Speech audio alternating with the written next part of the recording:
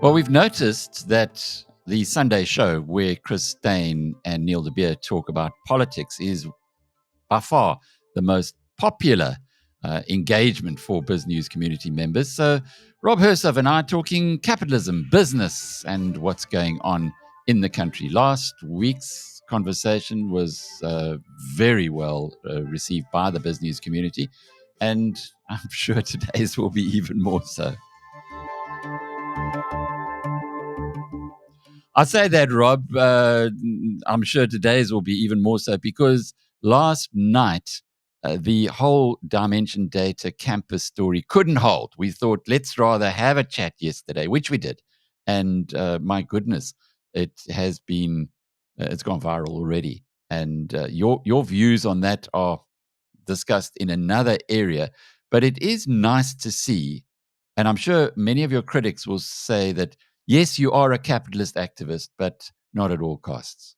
So true. What absolutely upsets me and disappoints me most about this data scandal is that there are 6 successful, revered, white, capitalist corporate chieftains and business building heroes that, if you believe the judgment, if the judgment is correct, have been put their hands in the honey jar, and it is disgusting what they've done. I got a lot of messages from people, particularly about Doc Watson, saying, he's the most unbelievably decent, honest human being, and this is a disaster for him to be wrapped up in this. But the 6 of them are all named, and, if the judge has done the work properly, they're guilty as sin. Doc Watson, if he's abdicated his responsibility to his friends, I suppose that'll come out in the wash in due course. By the way, the former DG of telecoms is Andile Ngaba, the former chairman of Data, who took them on. And we're looking to get hold of him and to have a chat with him now and get insights from him on maybe have a revisit to all of his concerns that were poo-pooed pretty much by people in the business community. And maybe now that we've seen this, they should be taken more seriously. But anyway, we move on. Parks Tau has done something seismic.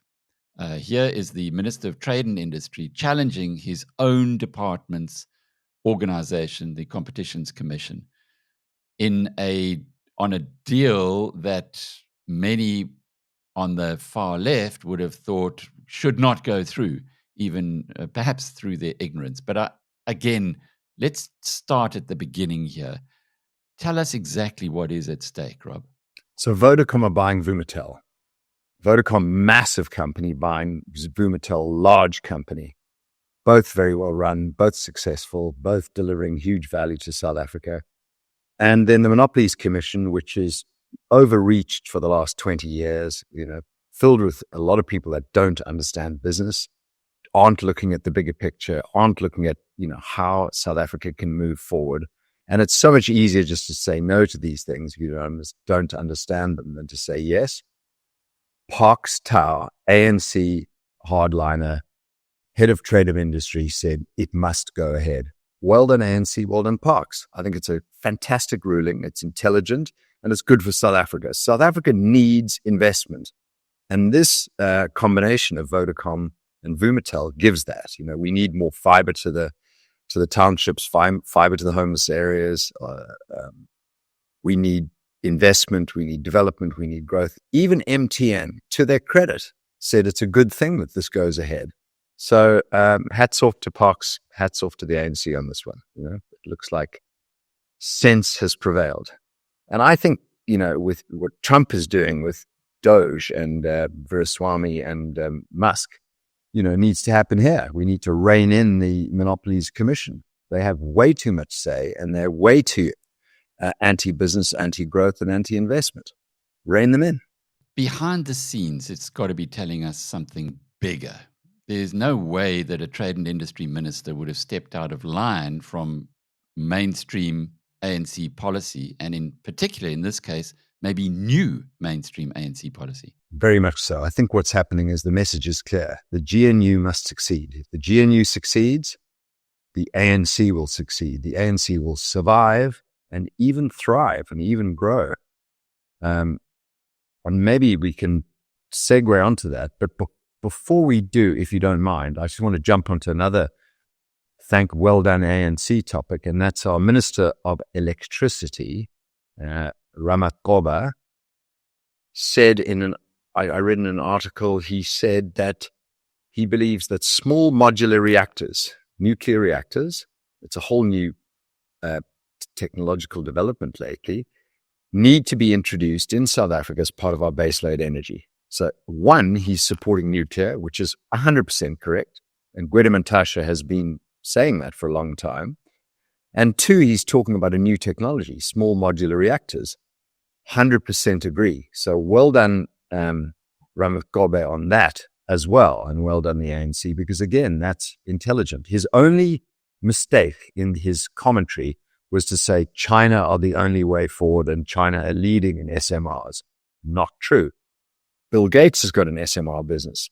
And a friend of mine, Niklas Adalbert, who's a big investor in Africa, is a big fan of South Africa, and was the co-founder of Klarna. Niklas and his business partner, Erik Engelau Nielsen, have invested a large amount of money in a Swedish SMR business called Blikala, Blykalla. And I actually asked them yesterday, because I was fascinated by Ramaphosa's comment, are your SMRs ready? They will be next year. And they produce 50 megawatt SMRs at a cost of 150 million euros. So 50 megawatts, and they produce at a cost of 60 euros per megawatt hour. But here's an interesting stat that I learned lately. 1 kilogram of uranium produces the same energy as 3 million kilograms of coal. Okay?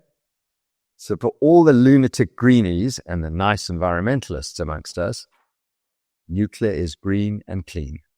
So, well done, Minister of Electricity, on that one. But don't just think China or Russia. There are a lot of other countries that are producing SMRs. So we've had a number of conversations on BizNews about exactly this, and the old pebble bed modular reactor, which South Africa was way ahead in the world for. There are plans there. There was a lot, I think it was 10 billion rand that was invested in it. And then because it didn't suit the political interests at the time, it was pushed off to one side. But Dr. Calvin Kem, who's a big player in our energy, premium energy, our energy group on WhatsApp for the premium members, has been pushing this aggressively. Last time he spoke about small modular nuclear reactors, he got quite a vicious response from, let's call it mainstream greenies, but he didn't bother about that.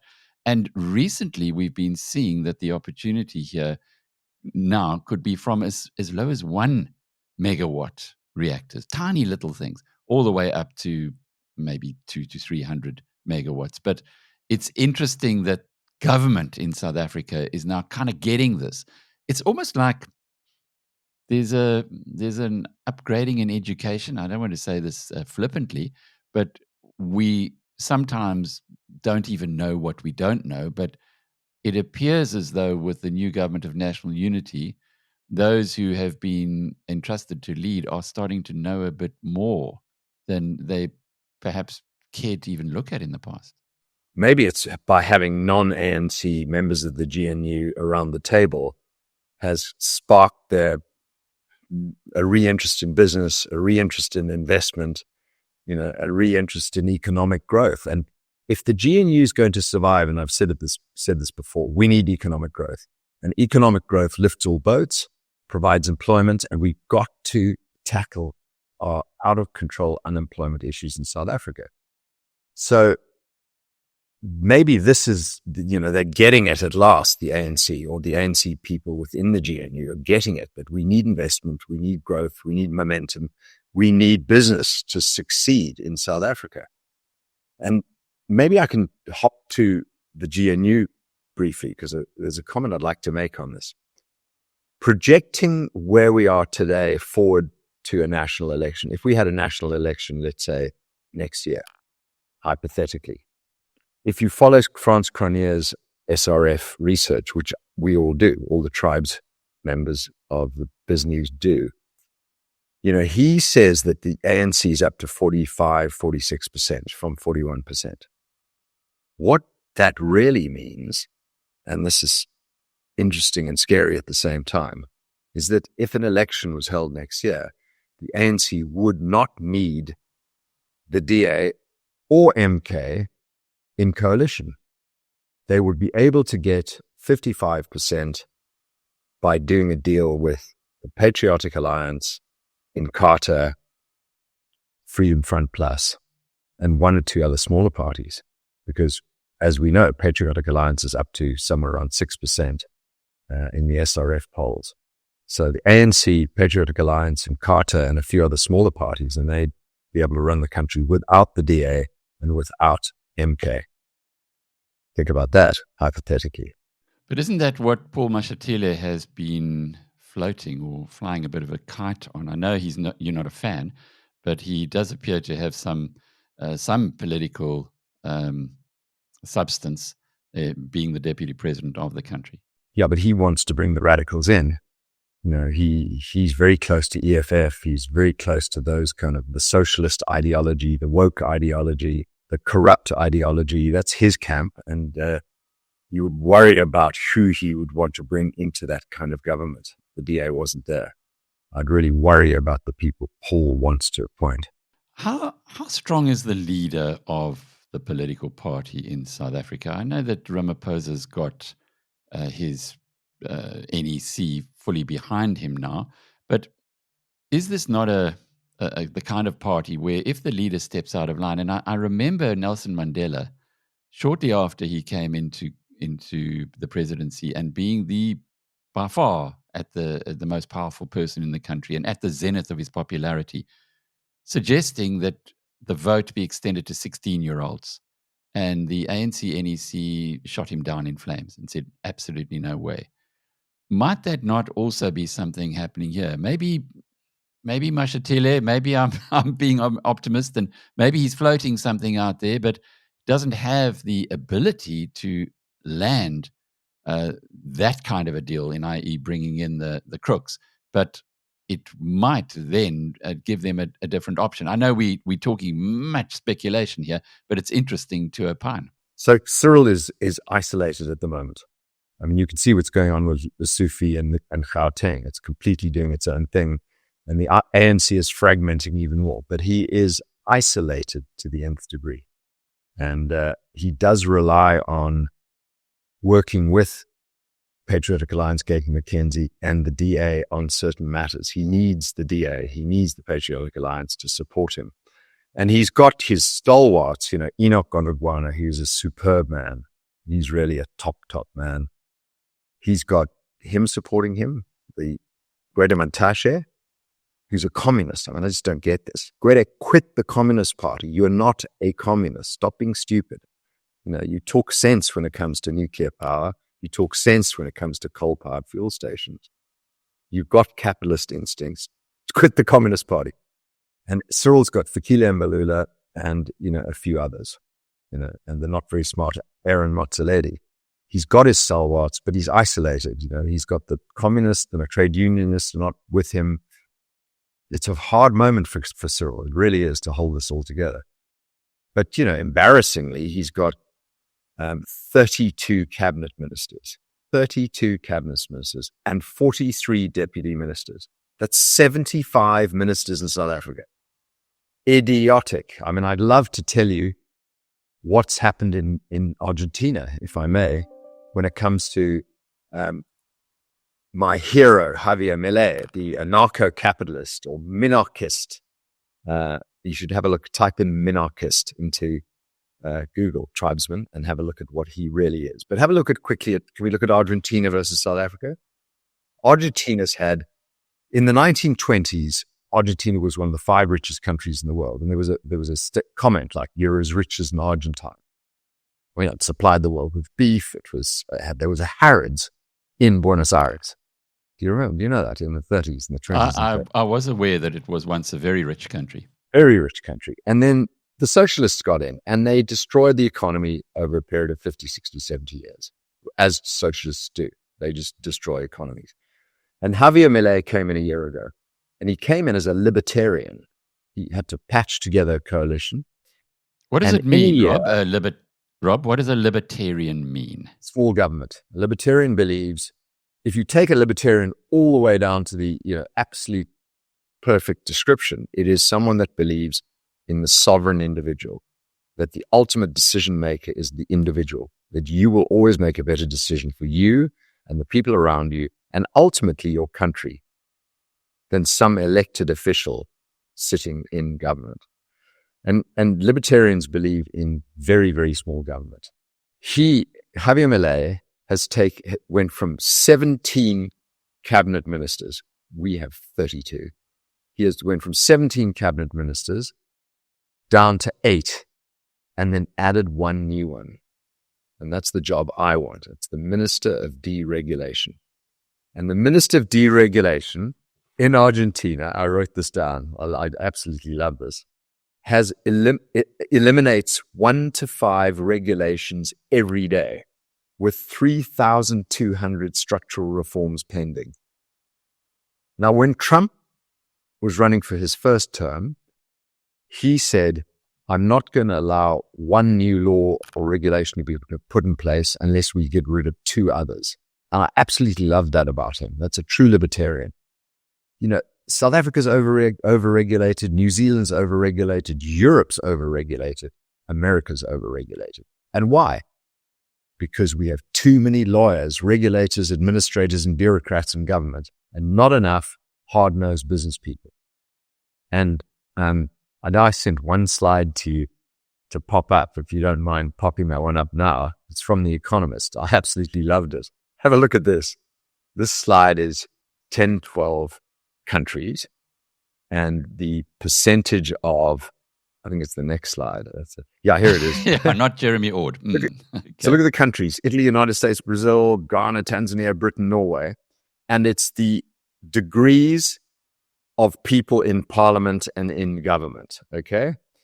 And if you look at law, social sciences, arts and humanities, and education, okay, which I think are the bad type of people, the people we don't want in government, because lawyers, the more laws, the better for the legal industry. They just continue to, it's a self-proliferating evil, the legal industry. And then administrators and bureaucrats are like light versions of lawyers. And then education, arts and humanities, and social sciences, like political science degrees. These are non-degrees in my view. Sorry, journalism's in there too. I'm going to be honest. These are non-degrees, okay? These are people we don't want in government.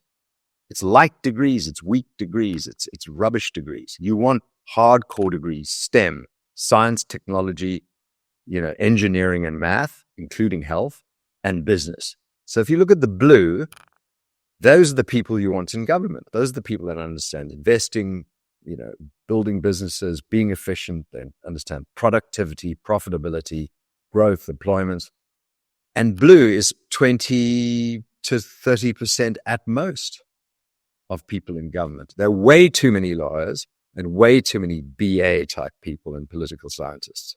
And South Africa is no different, okay? No different. There are very few people of our ministers that are actually business people. Gayton's probably one of the only ones I can think of in our current ministry. All the rest are politicians and lawyers. Wrong people. So when we go back to Argentina, we can drop this marvelous chart. When we go back to Argentina and look at what this extraordinary man, Javier Milei, has done in 1 year, okay? Inflation was at 7,500%. 7,500%. And you're thinking, Weimar Republic, people pushing wheelbarrows filled with money to buy a loaf of bread. That's where it was heading. Zimbabwe. Think Zimbabwe. It's all these clown countries. He brought, within a year, it down to 2.8% a month. So it's at 28% and it's going lower. In 1 year, he's had a fiscal surplus for the first time in 10 years. He's removed middlemen in social welfare. He's reduced corruption. He's extraordinary in 1 year. And his popularity's gone through the roof. It can be done. It can be done in just about any country you want. Just explain a fiscal surplus. So countries run on debt, or they run on tax income and growth. So you have a surplus, which means you're generating money over and above the costs related to running the government, or you are losing money, which means you have to keep borrowing or keep pumping out more currency, which creates inflation. It's simple discipline. Like in a business, if you have revenue, cost, you then either have profit or loss. It's as simple as that. And the same applies to a country. And a country has its gross national product, gross domestic product. So you have your internal economy, and then you have your economy that's affected by exports, imports, and any macro event. He's got the internal economy under control. So just to maybe clarify that a little, South Africa runs a budget deficit of about 5% and has been doing so for, since 2008 when we had the last surplus. And the result of that is that you have to borrow to balance the books. So your debt gets bigger and bigger and bigger. And at the moment, 20% of all taxes that are paid in South Africa are used to pay interest on the debt that's built up now over the last 15 or so years. What you're saying Milei has done in Argentina, and they've got huge debts, etc., to worry about, but he's fixed that, and now they're not running a deficit like we do in South Africa and America and pretty much most parts of the world, but he's balancing the books. The Argentina's getting in more tax than they're spending. And presumably that's all to do with this chainsaw policy that he was talking about, cutting the costs of government. Now, what he's done there, Trump is trying to do the same thing in America. And if you were serious about it, Rob Hersov would like to do in South Africa. Just explain how it would happen in practice. In practice in South Africa, I'd line up all the ministries and I'd get rid of half of them overnight. Why do we need a Ministry of Women? We don't. Why do we need a Ministry of Sports, Arts and Culture? We don't. A lot of these ministries are completely irrelevant, and if you can push the decisions down to, provinces, states, or private enterprise. Why do we need state-owned enterprises? We should sell them off, all of them. I mean, the ANC's bankrupted South African Airways anyway, and we have fantastic FlySouth Air and fantastic Airlink and Samair serving us. We don't need the government to own South African Airways. They shouldn't have owned it. Eskom, it's getting to a point quite soon where private enterprise or public-private partnerships will replace Eskom in all elements: production, distribution, transmission. In every area where we have state-owned enterprises, the private sector can do a better job, and it is already in some ways supplanting our SOEs. So I'd chop the ministries to half in the first day, and by the end of the first year, I'd have it halved again. We'd have maybe 12 ministries in total. We would lay off 100,000 useless public workers, and you'd have to take a chainsaw to South Africa, but you could deliver the same results. We'd have a surge in foreign direct investment. We'd have a surge in the trillion rand that corporates are sitting on in cash being deployed into investment, and we'd have a surge of employment, a surge within 12 months. Enoch could do this. Enoch Godogwana could do this. He knows what's going on in Argentina, and I know he respects what's going on. I've been communicating with him. He could do it. But Cyril is not that man. Cyril is too weak, and he's served his time, and he's got to move on anyway in 2027. He doesn't have the spine to do something like this. You need a new, tough. You need a Javier Milei. And that isn't me, but I'm happy to work with whomever that is. Maybe Elon should come back here and do that job. He's in the wrong country, isn't he? What does he really believe in? Is freedom. Freedom, freedom, freedom. It's economic freedom. It's cultural freedom. It's the freedom of all aspects. And that is what libertarians believe in. Personal freedom. Being able to decide what to do, where to do it, and how to do it with respect for others. A quick point on El Salvador, if you want to talk about heroes. Bukele, I think 2-3 years ago, was elected. He describes himself as the most popular president in the world, and he probably is. And he's done many things, incredible. But he used the state of emergency to do one key thing for El Salvador. El Salvador was the murder capital, not just of the world, not just of North and South America, but of the world. He rounded up 80,000 gang members over a long weekend and put them all into purpose-built prisons. He built the biggest prison in the world, shaved their heads. Go online and have a look at El Salvador. I think they're called Mara gangs. 80,000 people rounded up and thrown in prison, okay? All with gangster tattoos. His homicide rate in El Salvador per 100,000 inhabitants in 2015 was 106. It's down to 2.4. In 2017, there were 4,000 murders that year. In 2024, there have been 80. His popularity has gone through the roof. He solved the biggest problem in El Salvador, which was the murder rate. Now, you can do the same here. Gayton McKenzie is the guy that could do that. Round up the gangsters, chuck them in jail, and off we go. And all the lefties go, maybe a couple of people are innocent. Well, look at the popularity of Bukele. Extraordinary. And these things can be done in South Africa. They're going to get done in America. Watch Trump. Watch Musk. It's going to happen. America's going to take off like a rocket. You might be underestimating Cyril Ramaphosa. Having gone through his Anthony Butler's biography on him, he tends not to enter a fight when he isn't absolutely certain he's going to win.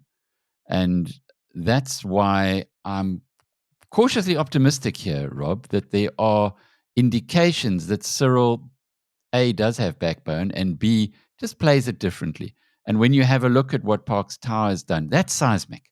When you talk about Sputler Ramakgopa now welcoming small modular reactors, that's seismic as well. For a government, let us not forget that 3 years ago said only the government was allowed to produce electricity.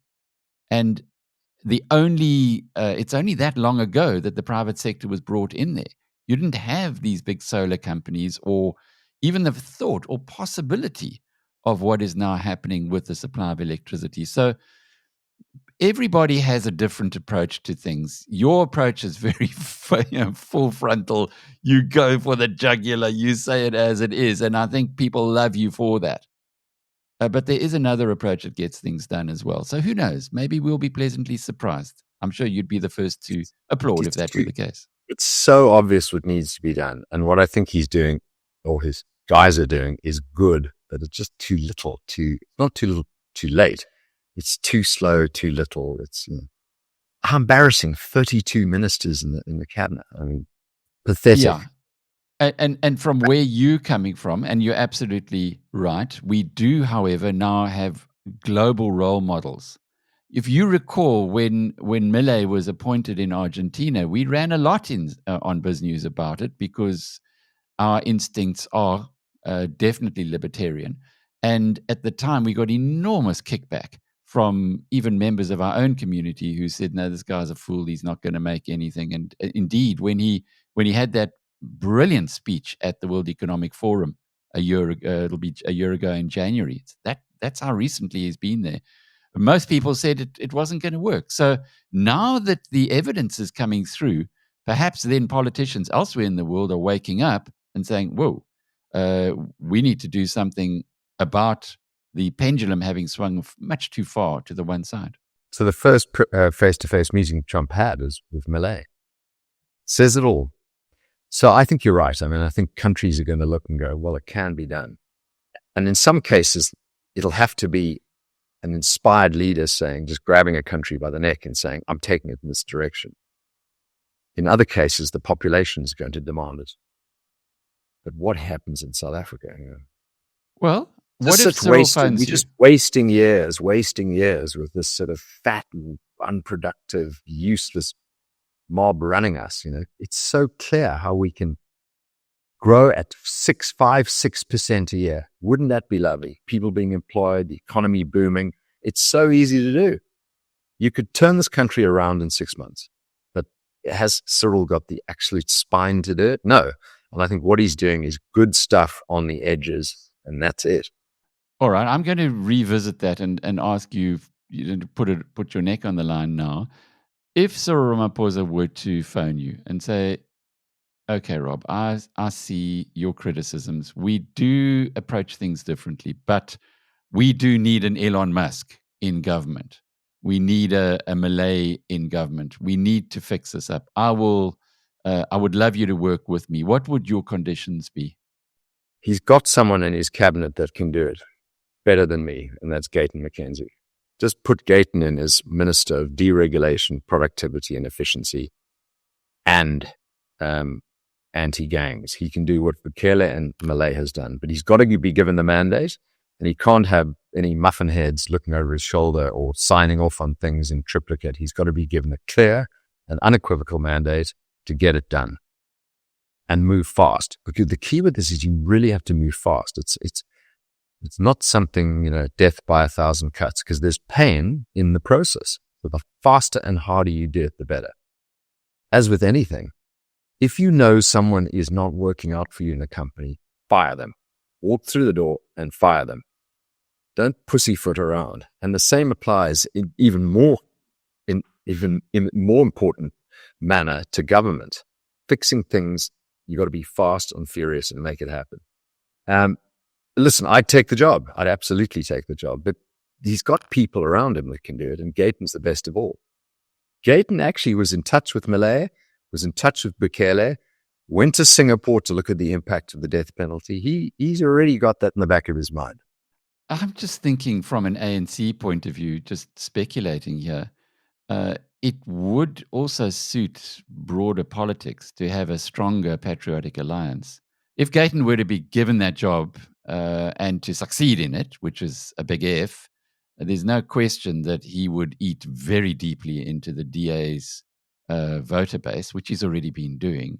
And maybe that's a political reason for the ANC, in particular, Cyril, given his legacy that he'd surely want the ANC to get back above 50% at the next election. Perhaps from a political perspective, it's worth a chance. And if he doesn't succeed, well, yeah, he was PA. Us ANC guys could do it better, kind of thing. Interesting point you're raising there. Yeah. Look, I think there are people within the DA that could do it. Helen could do it. Jan Schreiber could do it. They're both tough, focused, and given a complete mandate and autonomy, they'd get it done, and they know what to do. But the current structure of the DA is, committees. You have very good people, but they report into committees. Whereas Gayton doesn't have committees around him in the PA. He doesn't have any bench. It's really him. He's perfect for it, Alec. Why are you such a big Gayton McKenzie supporter? And I'll just remind people that one of the BizNews conferences, you shocked everyone in the room by saying, "This is my cabinet." And you went through the numbers, and there were some very interesting members there, most of whom, well, people could nod their heads or say, "Oh, not really that keen." And then you got to the president and you said Gayton McKenzie, and there was a hush in the room, as if to say, "Rob Hersov, have you lost your mind?" I said there are many people that could fill these cabinet positions, and there are many very good people in South Africa that could be president, but why not Gayton McKenzie? And I remember when you kind of went, "Rob, lost your mind." I met Gayton 3.5 years ago. A buddy of mine, Gavin Verigi, said, "Listen, Rob, you've got to meet this guy. He's unbelievable." And then I put it in the book. And then just 2 months later, when the meeting, and I was on my way to the meeting, called my wonderful assistant Annette and said, "Who's Gayton McKenzie? Why am I meeting him?" She said, "I don't know. You told me to put him in the book." Okay, well, too late to cancel. This half an hour meeting went for 3 hours. And I walked away from it saying, I've met one of the most extraordinary human beings walking this planet. He is a libertarian. Like Javier Milei, he is principled. He's got values. He's got the highest standards. He's, a Judeo-Christian. He's a capitalist. He studies poetry. He's done a lot of reading. He had a lot of time in prison. He did a lot of reading, and he's come out as a patriot, as a believer in South Africa, and as an honest, decent man who's found redemption. But he's really one of us. He wants to fix South Africa. He knows how to do it. He stands on his principles and his values. He is an extraordinary human being. And, a lot of people doubt him. They go, oh, he's a gangster. Oh, he's too big and scary and a populist, and he talks in this kind of domineering manner. All right, but he is the real thing. And if you meet him, like so many people have done over the course of the last 3.5 years, they come away and they go, this guy is extraordinary. And I'll name some of the tribesmen: Andrew Jarvie, Warren Weekey, Adrian Gardner, Nick French, yourself, your whole BizNews team. You've seen in him an extraordinariness. And I'm a believer. Well, he's not the only one. A lot of people can do a good job in this country, but Gayton is extraordinary. I mean, I wish I owned the book and movie rights to his life, because when they're produced, it's going to be one of the greatest documentaries ever. It's going to be an Arnold Schwarzenegger type art. Yeah. Before you met him, did you read his book? Did you know his story? No, I drove to the meeting not knowing who the hell he was, just other than Gavin Regis, who, one of my best friends, said, you've got to meet him. And that was good enough. I had no idea what to expect. And this big thing, a gap between his teeth, and this big green tracksuit, sort of overweight, turns up with a grin, puts his hand out. I'm like, what am I doing? And that was it. Extraordinary man. Well, it's a heck of a story, and I think you're right. The movie rights one day are going to be worth an absolute fortune. But moving on, Rob, it's interesting the points that you made there. Your own beliefs. Last week, I asked you about your values and what they were, and I guess it was a little unfair because I didn't give you the chance to think about that. I've no doubt you have thought about it because you didn't answer it. Have you got a answer for me now on that? Yeah, it's a sort of scramble of beliefs and values and principles. And I guess the most important of all is a saying that I love. It says, what's the point of life if you don't try and do something remarkable? Everyone's got an excuse not to do things. Everyone's got an excuse to not prioritize what's important, or just take risks and get things done, or just say what you really believe. So courage is probably number one. And, I was a cowardly lion for many, many years of my life, and then fell into this hellhole of public speaking and political activism and capitalist activism. And there's no turning back.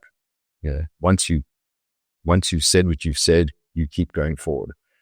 I'm a minimalist. And I don't know if that's a principle or a value, but I don't believe in possessions.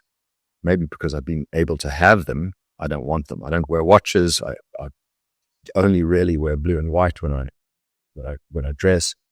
I don't collect anything. In fact, the only books that I own are, where are they? Somewhere here.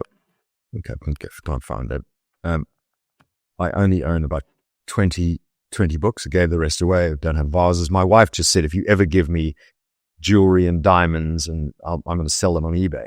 And I said, wow, that's interesting. Why? She said, why should De Beers tell me that shiny stone is worth anything? Why should Hallmark cards tell me tomorrow's Mother's Day? It's marketing. It's made up. It's nonsense. And so I'm a minimalist. I don't collect anything. I don't own possessions. I like big houses, money in the bank, and great experiences. That's it. Memories for the rocking chair. I believe in freedom. I believe in economic, political, cultural, and personal freedom, like Javier Milei. I believe in self-reliance. I think you've got to rely on yourself and believe in yourself, regardless of the cost. And as you know, yesterday, when we spoke about Die Data, I was talking about 6 people that have been friends of mine that I like, that I've admired. And I think if the ruling is correct, they've done a terrible thing. They've done a terrible thing. They probably won't talk to me again, but I have to tell the truth. I can't just attack the ANC and then defend the 6 guys in Die Data who've done potentially something that's criminal. I've got to tell the truth. I believe in continual study, reading, learning, and listening. I've got books all over here that I'm reading, and then I give them away. I dog ear them, mark them up, and give them away. I don't keep them. And I believe in compassion. And there's a lovely movie, and it wasn't a very good movie with Kevin Spacey, but it was a movie called Pay It Forward. And I really made that part of my life. If you do me a favor, Alec, I'll thank you, but I'm not going to pay you back. My job is to pay it forward to someone else. And I do every day a random act of kindness. Just, I'll be in an engine, I'll paying my bill, and I'll see behind me 2 or 3 people with milk and a loaf of bread. Whereas I've got all my wonderful stuff in front of me.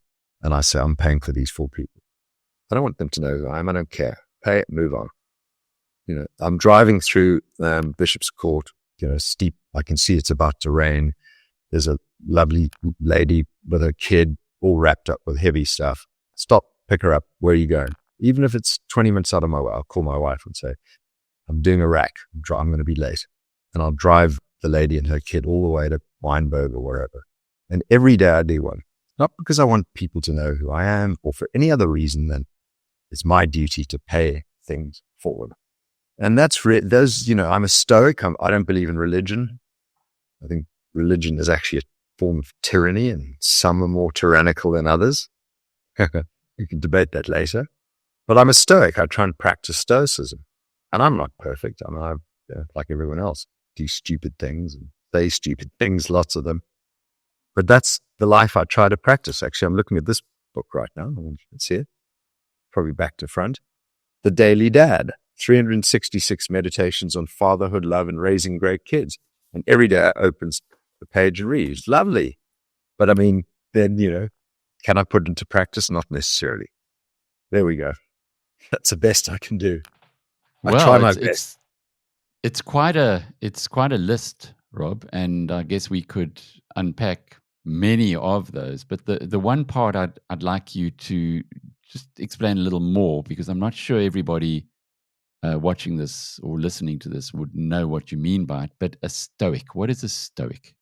So 2,500 years ago, the philosopher in ancient Greece called Zeno developed this way of living your life.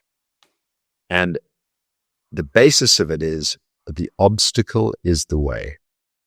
So the obstacle in front of you is actually the whole point of life, to tackle it, go through it, go over it.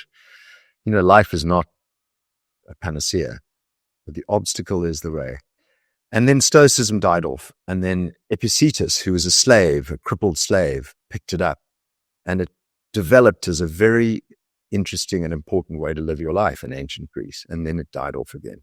And then one of the greatest human beings that ever lived, Marcus Aurelius, the Roman emperor, the greatest Roman emperor, took it up, and he lived his life as a Stoic. And he's the most interesting proponent of Stoicism that I've ever read about, because he was the most powerful person on the planet. He was the richest person on earth. He was the most powerful person on earth. And the Roman Empire was at its peak. And yet he woke up early every day. He did his jobs.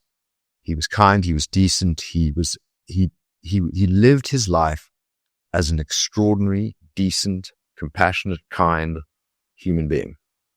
And to me, it's, I've had a huge number of benefits in life that other people have. And so I'm trying to make it my duty to live life with courage, with meaning, with compassion, and all the values I give. And that's the basis of Stoicism. So it's a philosophy. It's one of many. And I'm reading Nietzsche, I'm reading Sartre, I'm reading others now. Funnily enough, I used to think philosophy was for BA students, and I dismissed it. And then someone explained it to me. Maybe if you give me 30 seconds on this. When 2,000, 3,000, 5,000 years ago, a volcano would erupt, and we couldn't explain it. We didn't have the science and technology and math and engineering skills. We'd go, it's the gods. The gods, or people would die in childbirth. It's the gods. We now know why people die in childbirth. We now know why volcanoes erupt. We actually, once we work things out, they drop into the sciences. They go into math, they go into engineering, they go into chemical engineering, they go into science. So philosophy is the leading edge of human intellect. The philosophical issues being debated by philosophers are the issues that haven't been proved by fact or science yet. And once they do, they go into one of the sciences. So I find philosophy fascinating. And if I have a higher power, my higher power is standing on the shoulders of the giants that have come before us, the philosophers. It's not this mythical thing called God or these tyrannical structures called religion, my view. It's philosophers, and I'm really getting into that now. Sorry about that weave, Donald Trump weave.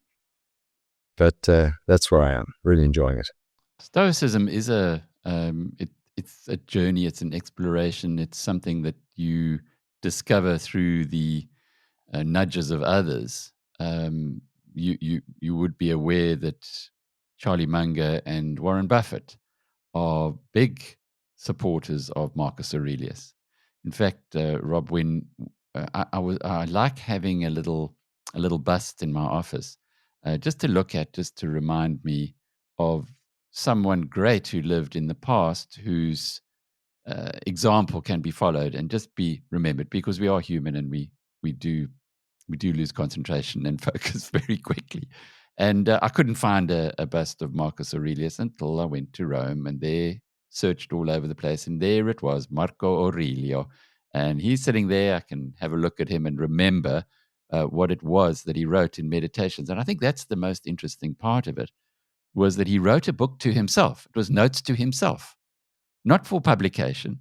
And that was picked up, and it's been published, and is now a great work of philosophy. So it's interesting, just with your conversation now and your insights, we don't know how many people will be pushed on a different, or be nudged towards a different role, a different path. Something before we go today that I'm really interested in is before you do, I bet. Okay. I just noticed this on my study. See this? Memento mori. This is all the weeks you have in life. Okay. And I'm down here on 64. So I've used up all this, and it gets you up to in your 80s. So I've only got this left. I've only got this bit left.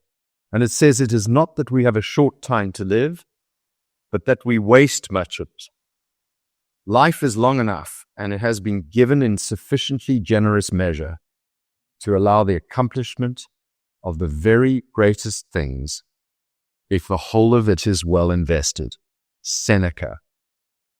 This is Stoicism. So I didn't have that here as a prop. Keep it here. Okay. Brilliant. Sorry, you had a question. Brilliant. Yeah, my former neighbor, Nick Benadell from Gibbs, who started Gibbs, he has I don't know if he still has it, but he certainly used to have a glass bottle on his desk, and he put marbles in there, and the marbles did something like your example there, and the marbles, every month he would take a marble out, and that was because there's a defined kind of actuarial period of your life. There we go. There's another one, 4,000 weeks. Hans Otterling gave it to me. Almost done. But if you get that that this could be the last day of your life, as Marcus Aurelius says, then you do tend to live life a little differently. Where did it come for you? When did that change? Because you said earlier, and I wanted to pick up on that before I go to the last point, but you said earlier that you were a cowardly lion. I guess you're making a reference then to the Wizard of Oz. Just help us through that. How were you a cowardly lion, and then what happened to change it? It's like anyone else. First I went to boarding school, got bullied because I was the wealthiest kid there. I was a mummy's boy. And at age 16, I started to grow physically, and that helped. And it got to a point where I had to either stay in the shadows or become the cheerleader and tell all the jokes and take the hits. And I went this way, and then at UCT, I was, the noise and soul of every meeting and every party, loved or not loved, it didn't matter. And from then on in my life, it just was one direction. But, inside of me, I'm probably still that 14-year-old unhappy boarding school kid, missing my parents and being bullied. The layers of the onions outside protecting me. And, but I do listen to Jordan Peterson a lot, and he talks about, he speaks very well to young males, and he says, a good man is not a kind and gentle man. A good man is a dangerous man who keeps that bit under control. And I do think that is correct. you've got to stand up against bullies. You've got to call out the bad guys. You've got to try and live your life properly. And you've got to have courage, which was my number one value that you asked for. Yeah. So I'm not fearless, but I'm not fearful either. And I love the expression, the only thing I fear is fear itself. That's like, I love that.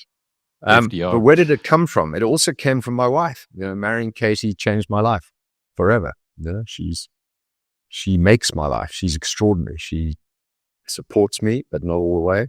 She tries to direct me. I've learned to say no to her, but she turned me into a minimalist. She's extraordinary. She's from another planet. New Zealand is. No, I don't mean New Zealand. I think Saul Fitzpatrick said, you bloody Sappho, you stole the only beautiful one we ever produced. And he's right. That's an interesting, and thank you, a very generous sharing of your own personal thoughts and personal ideas. But courage comes in many different forms. And I guess for some people, the definition of courage would be, you don't mind getting a punch. You don't mind taking a punch for saying things. What's your definition? Being true to yourself. Like last night, telling the truth about the date executives and not backing down because they're friends of mine. They've invited me to golf tournaments. They have been friendly and kind and generous. And I'm saying if the judgment is correct, what they've done is illegal, immoral, and a terrible thing. I named the names. I know it took a while to name their names because I just felt bad. And that's what it is. It's just, regardless of the cost, telling the truth and standing by what you believe. Gayton McKenzie stands with Israel. He didn't have a single Jewish backer or investor for Patriotic Alliance, but he knew the right thing was, I stand with Israel. And whatever the cost, he's done that. That's courage. And that's absolutely something I admire, not just in him and other people that do that. It's not taking the easy route. It's not letting someone stand up and be the head up above the parapet. It's getting up with them or being the first one up. And there are many ways to do it. Someone last night said to me, I was at a Herschel event, they said, and you are fearless, Rob. You are fearless. And I said, well, I have some advantages. I can't be deplatformed. I can't be fired. So my job is to do and say what other people can't afford to do and say. And that's why I criticize corporate South Africa, because they can afford to stand up and they don't. Well, they haven't in the past. They haven't up to the election. Silence of the lambs. And I really am horrified by it, been disgusted by it. FU money does help, though. It does, no question. But then it's a responsibility. You've got the FU money, you need to stand up and be counted. Let's close off with a controversial topic of Ozempic, weight loss drugs. Not big in South Africa yet, but boy, are they taking the world by storm. And I know why you ask, because we played golf a week ago and I told you I'm on Ozempic. You pushed me under the bus here. Okay, let's talk about Ozempic. It is taking the world by storm. The Economist about 3 weeks ago did a front page and a huge supplement on the wonder drug. And they said Ozempic is as great a breakthrough in medical pharmaceutical drug technology as the pill and as antibiotics. Those three have and will change the world. I'm on Ozempic, okay? Ozempic was invented or created as an offshoot of treatment for type 2 diabetics.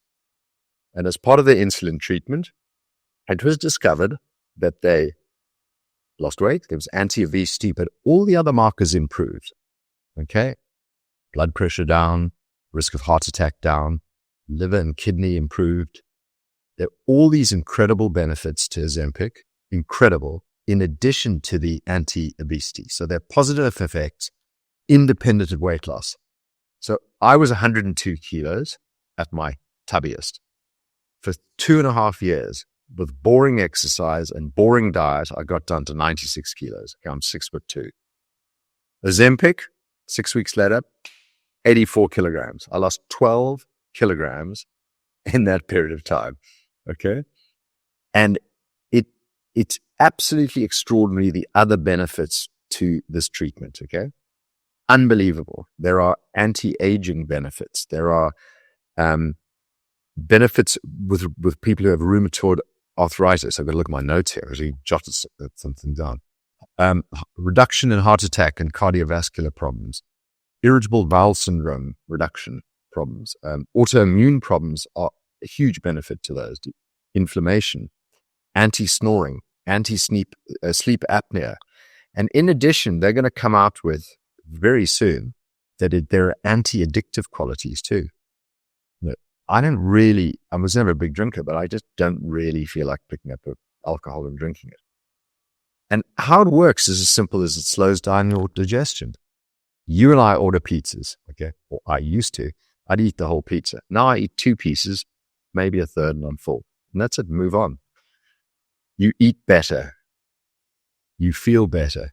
It's a wonder drug. I think 18% of Americans are now on it.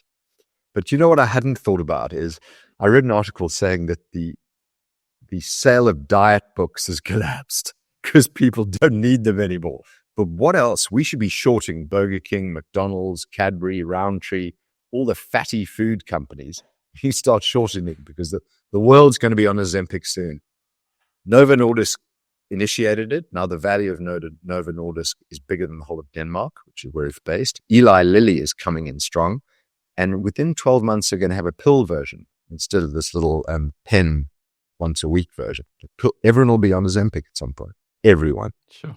It's a wonder drug. But RFK, Donald Trump's guy, and I didn't throw you under the bus, Rob. I did warn you that I wanted to ask you about this one. But RFK is against it, which he says that you should be able to do this naturally rather than having to rely on a drug. Yeah, but the same applies to religion. You should be able to deal with the world without having to believe in the Bible and going to church and all that. Same thing. It's legal. It's prescribed. It's approved. RFK can say that. Fair enough. It's like Tim Noakes is still banging on about Banting. Well, fair enough, but he's got to move with the times. People are not going to be. I've got a buddy, Gayton McKenzie, who you know very well. Dylan was 125 kilos. He's shorter than me. Tubby. He started on Ozempic for a month, got the sort of trajectory going, and then went into the carnivore diet. And he's in unbelievable shape. He's a cricketer, golfer, hits the ball even further than he did before and straighter. So everyone will be on Ozempic. Watch. Rob Hersov, always enlightening, always insightful, and always courageous. Thank you for being with us today and for sharing your insights with the BizNews tribe. I'm Alec Hogg from BizNews.com.